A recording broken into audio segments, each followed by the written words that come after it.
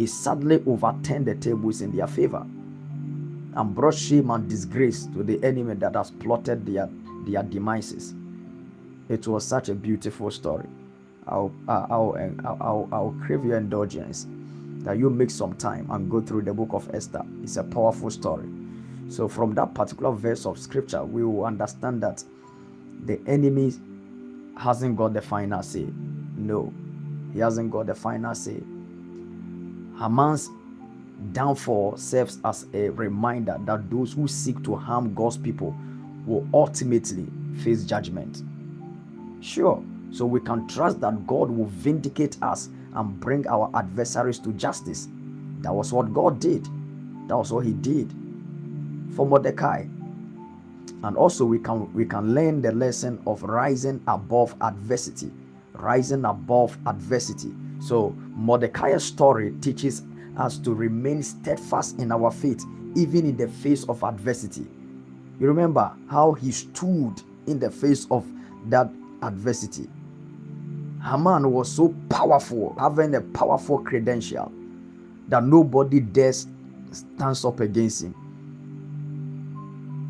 But Mordecai and the people of the Jews won over him. So when we trust in God, that's the lesson we have there. When we trust in God, we can rise above our challenges. We can rise above our challenges and emerge stronger than our adversary. Number 4 lesson we learn from there is humility and honor. Haman's false honor of Mordecai serves as a powerful reminder that God can also use unexpected means to exalt his people. Haman was false. He was false. It's not something he would have possibly do. But he was forced to honor Mordecai. The tables turned in his favor. God used an unexpected means to exalt his people. And that's one of the things that our God specializes most in doing. He uses unexpected means to exalt his people. So we should remain humble. We should remain humble, knowing that God can elevate us at any moment. You may be going through trials. You may be going through temptations. You may be suffering. But you must understand that God can use, unexpected means to exalt you at any time. At any time. At any time. He can elevate you. Just as he did for Mordecai. It's a lesson. And another lesson that we can learn from that story is the power of prayer and fasting.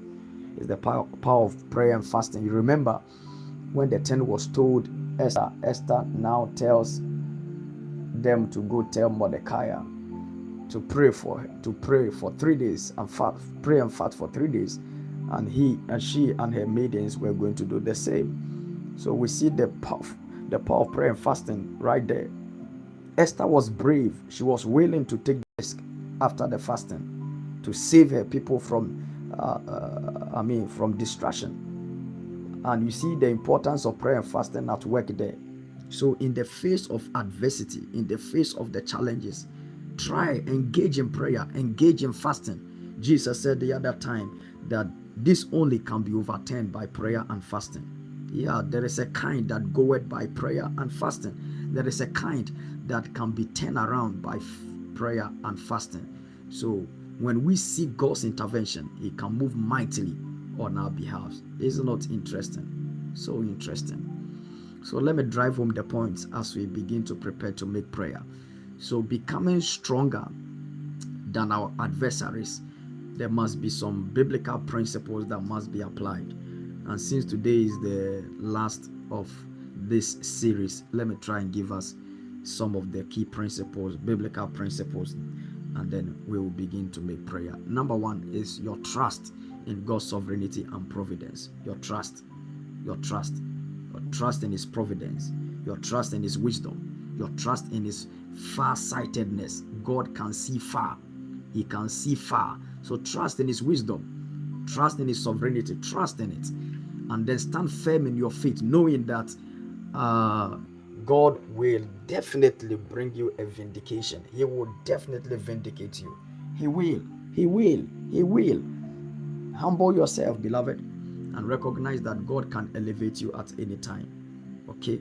He can elevate you at any time. Encourage yourself in the Lord. Be humble.